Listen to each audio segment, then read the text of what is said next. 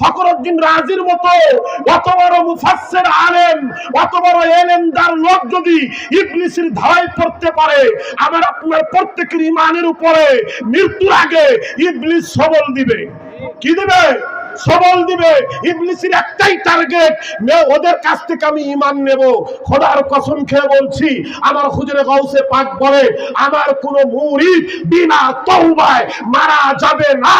কারণ আমার মুরিদের জান কবজের সময় যখন ইবলিস ধাওয়া দিতে আসবে, ঈমান নিতে আসবে, আমি হুজুরে গাউসে পাক ইরাক বাগদাদ থেকে আমার মুরিদকে ফখরুদ্দিন রাজির পীর যেরকম নাজিমউদ্দিন কুবরা শয়তানের হাত থেকে ঈমান রক্ষা করেছিল, আমি গাউসে পাক আমার মুরিদের ঈমানকে তার মৃত্যুর আগে এরকম রক্ষা করে যাব।